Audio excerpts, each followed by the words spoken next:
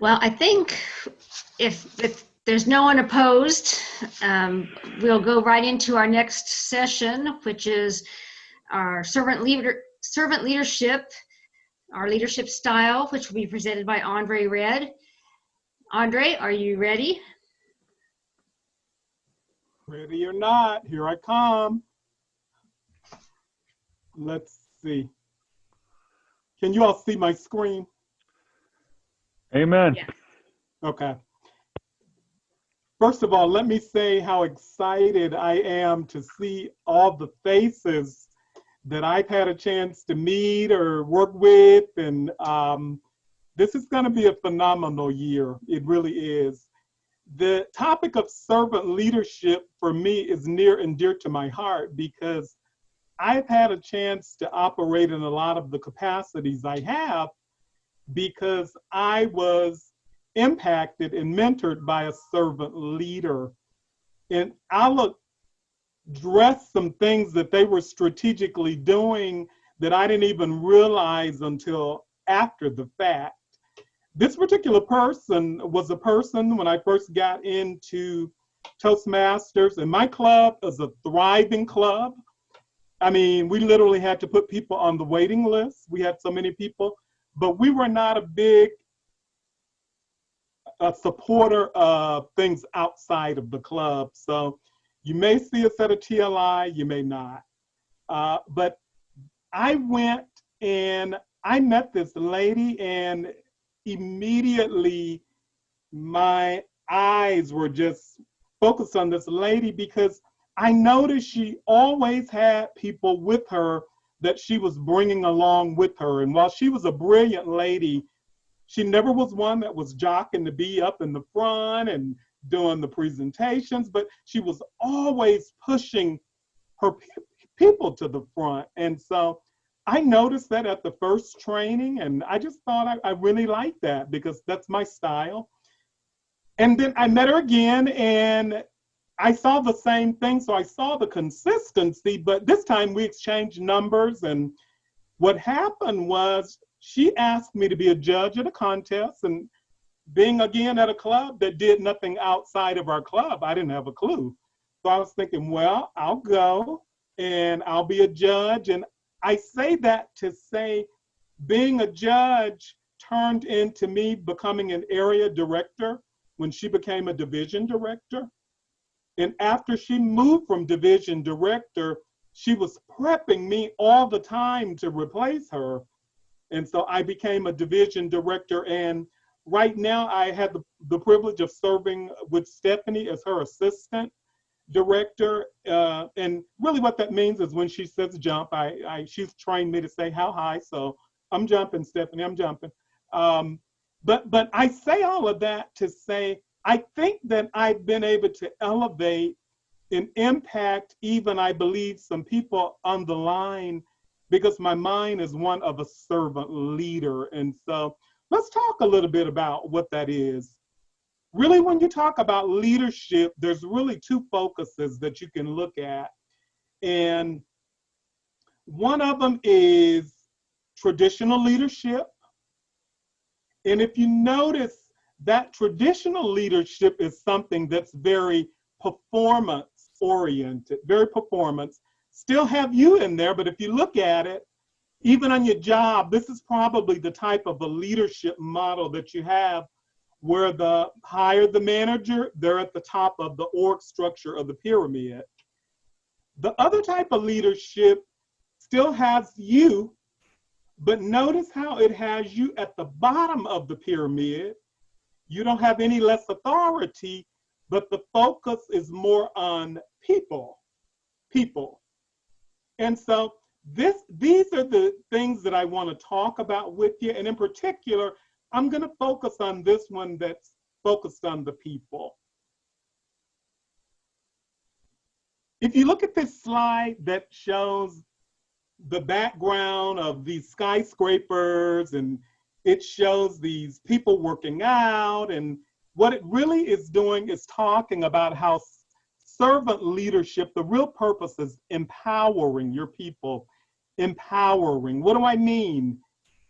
It means that In order for you to build one of these skyscrapers in the bottom, you have to learn how to let your ceiling be that person's floor that comes behind you.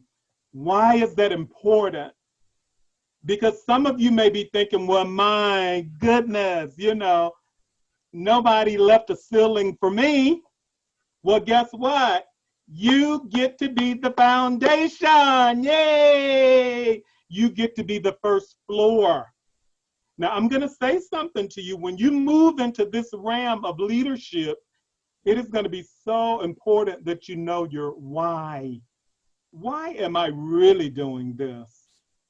And if your why is bigger than you, it's usually going to give you a little bit more to dig into and to reach off into in order to attain what it is you're trying to do, even through the success plans that you put together.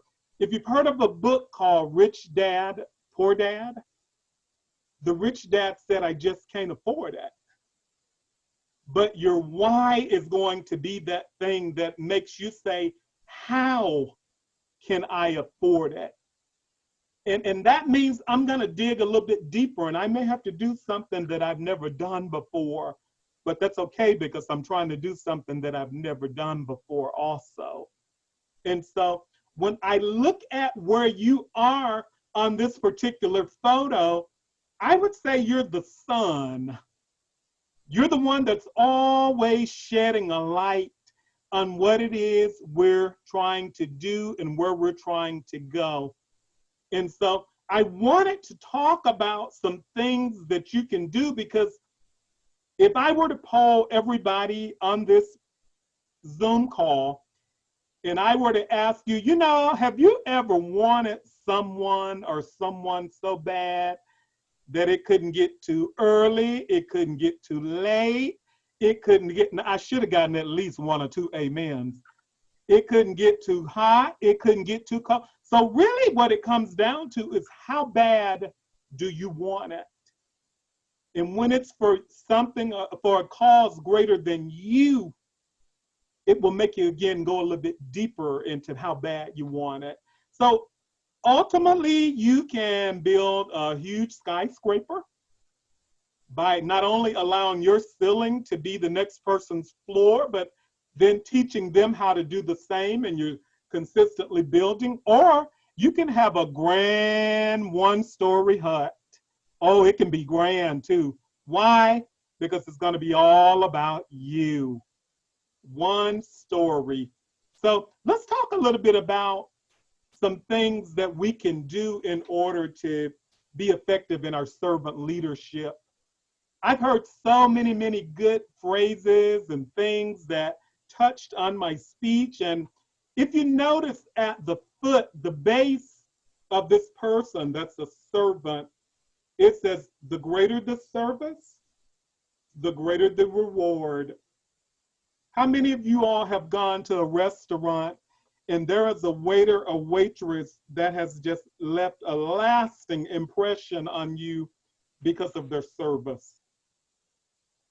Now, I can imagine if you went in and the person said, sir, you can sit over here, and, maybe they brought you some water, maybe they didn't, came out, brought you the menu, came back, took your order, came back, brought you your food, came back, gave you your ticket, and said, have a great day. There was absolutely nothing about that that would leave any kind of an impression on you, I'm sure. But if Joanne came in the door and I see her at the door, and my desire is to size her up and give her the kind of a service that's going to make her leave me a real good tip. Oh, Joanne, welcome back. I remember you. You got your grandbaby. Oh, they're so cute. They have grown up. Listen, did you want me to get them a seed and a coloring book and some coloring crayon? And so I'm getting her, I'm courting her I'm going to get her seated. I'm going to say, Joanne, we've got this new dish. Have you tried it? I bet you would absolutely love it. By the way, what do you guys want to drink? And while I'm taking that order, I'm looking to see if they need a little more water, they need a little bit more ice. Join, you getting a little low on your water. Did you need a little bit more? And I'm just consistently looking for the need and meeting the need. You know, I'm making recommendations. Join, I know the last time you were here, you had that chocolate cake that we have that's to die for. Listen, we got this new cake similar to that. Join, did you want to try it? You know, you get the point that one is going to get you a greater reward. And so when you start looking at the people that have been entrusted to you, and by the way, congratulations, because some of you thought you were just becoming leaders. But let me give you the reality that you're not just a leader now, you're a leader of leaders. That's a whole different realm of development in Toastmasters. A leader means you've got to worry about you. A leader of leaders, and a really good one that's a servant leader, is going to be very knowledgeable about who it is that they're serving. And if you look at this chart right here, it's really all about relationships. If you really think about it, if your club has great membership, it's probably not because of the website. It's probably because of because of a whole lot of things, other than somebody developed a relationship with that person, probably invited them in, had some things going on that impressed them. They mentored them. They may have coached them. They made them feel valued. They taught them how to be engaged and do that same thing for other people.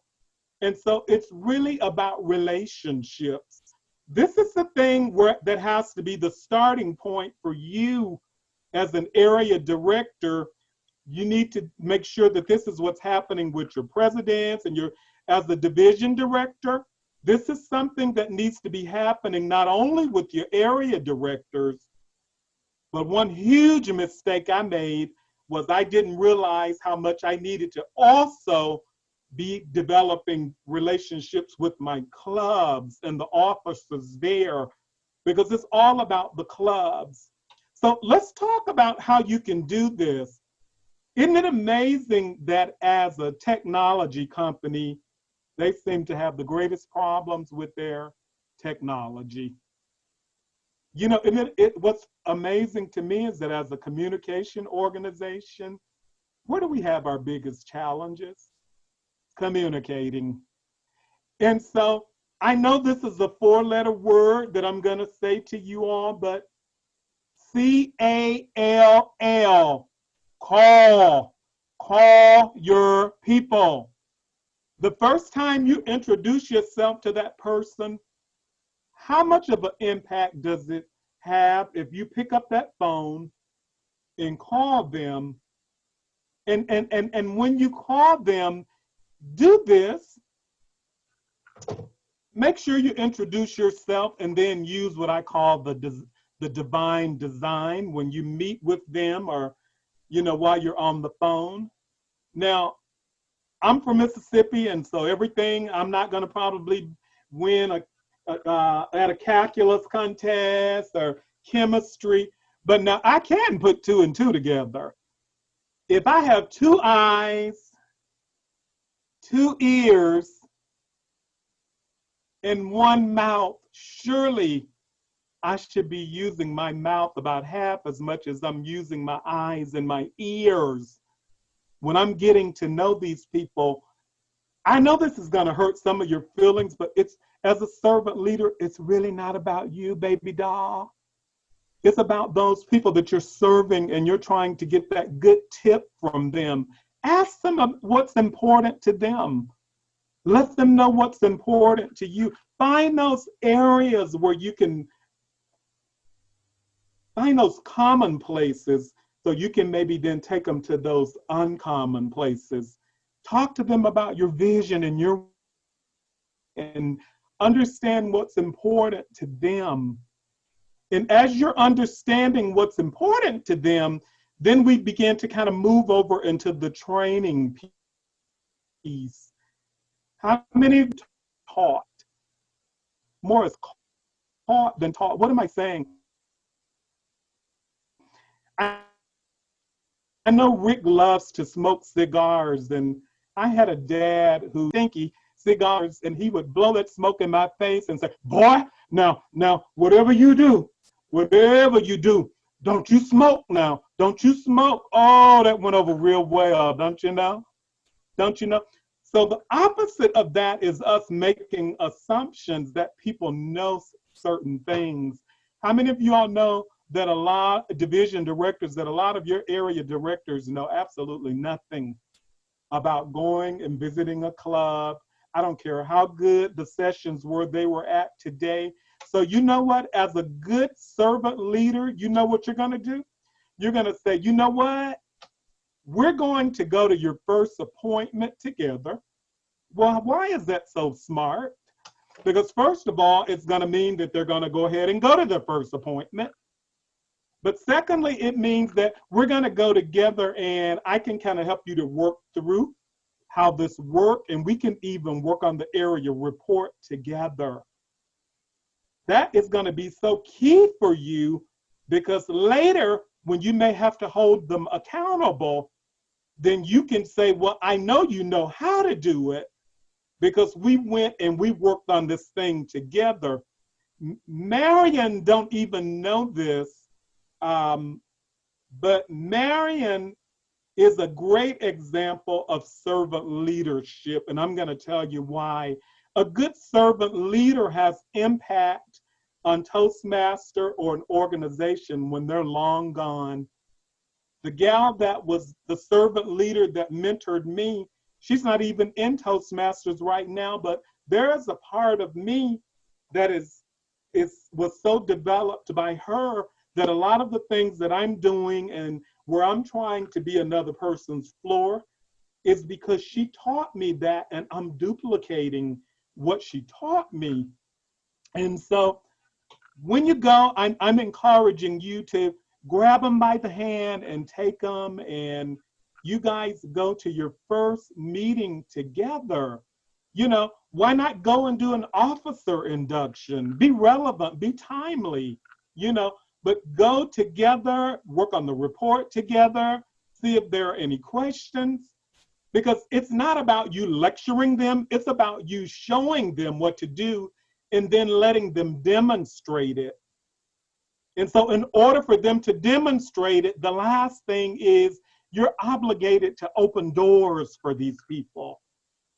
If you're having area contests and this person is a person that wants to get better at facilitating and presenting, then we need to be moving them towards being a contest master or something in your division.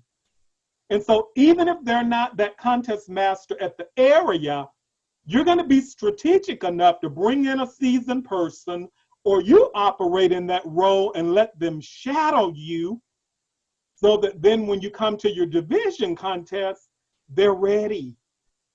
So we've got to know what's important to them. We've got to know how we can open doors so that when they have those things that they want to do, we can make sure that there's opportunity for them to do them. Those are the things that's going to allow you to build your legacy in your next levels, and yet you're still getting those things done that you've written up in your success plan. Are there any questions so far? Okay. Some common pitfalls with leadership, being a servant leader, is if you do not establish your direction, and if you do not establish your vision up front. There is a passage that says, without a vision, the people will perish. How many of you have ever been under leadership where you had no direction and everybody was just going hodgepodge and in all directions? Okay. The thing about being a servant leader is that because you are in a lot of instances operating from the bottom and from behind them, if you have a person that's very strong-willed and you've not established your authority, they can very easily see that as you being weak. they can very see that as you not really being a leader. And so the key is you've got to have that balance as a leader to know, when do I need to put a little bit more emphasis on the servant leader? When do I need to put a little bit more emphasis on being a traditional leader? Because what you can't do is you can't sacrifice meeting your goals and the bigger picture for your efforts to try and develop a person, okay? You cannot sacrifice not meeting the bigger picture in your effort to try and develop a person. And I'm going to tell you why that's so important.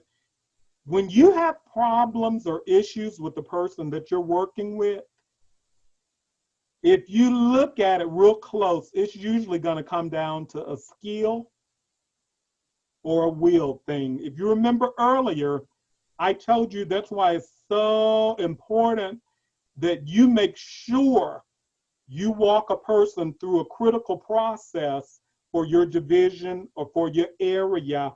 Hold their hand through that process and make sure there is an understanding, because when I have to come back and hold you accountable, and Marion said something so important earlier, this is why it's so important to call these people and develop relationships and make all these deposits with your training. Because what you don't ever want to do is find yourself in an overdraft status. What am I saying? Nothing like being under a leader who try to make withdrawals from you that don't have enough deposits to cover those withdrawals. Do you all understand what I'm saying to you? You don't ever want to come at a person and just tell them what they're not doing right, and with you not having already told them all the good stuff that they're doing. And so if you want to alleviate this situation where you have to deal with the will situation versus the skill situation, make sure you've taught them what to do, so that if you ever have to address them, you can say, listen, I know you know how to do it because we've gone out and we've done it. And again, make no assumption.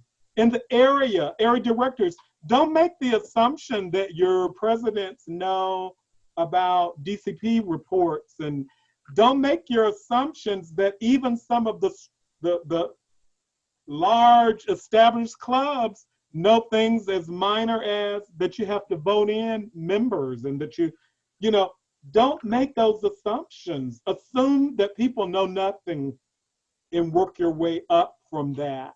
But the thing that I will say is, I did not realize that the gal that was the servant leader that had the greatest impact on me, I did not realize how strategic she was being.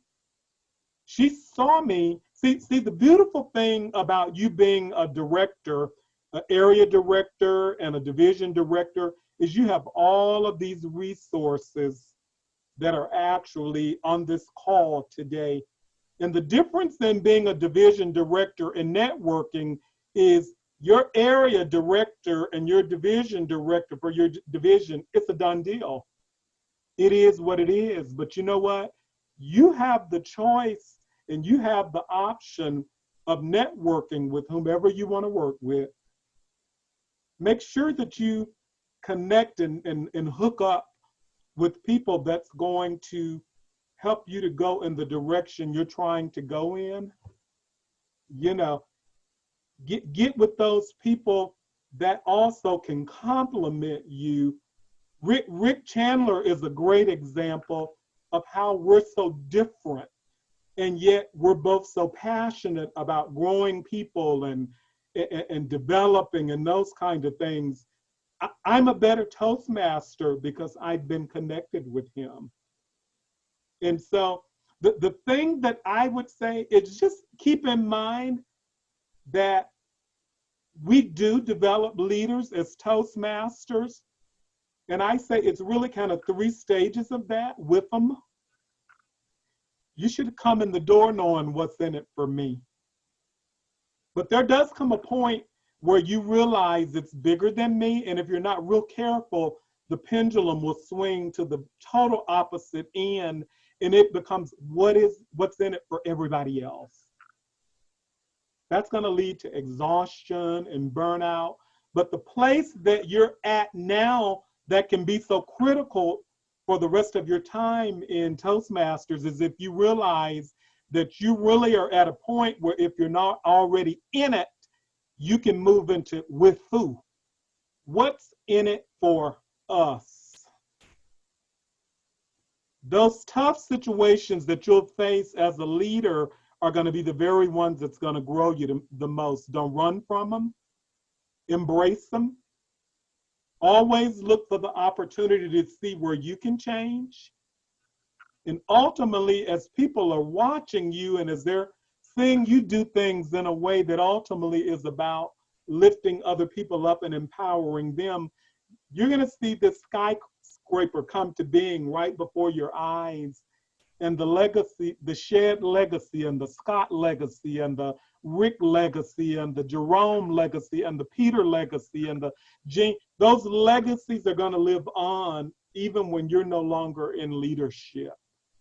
I know I've said a lot, and did you all have any questions about anything that I've said? Questions or comments?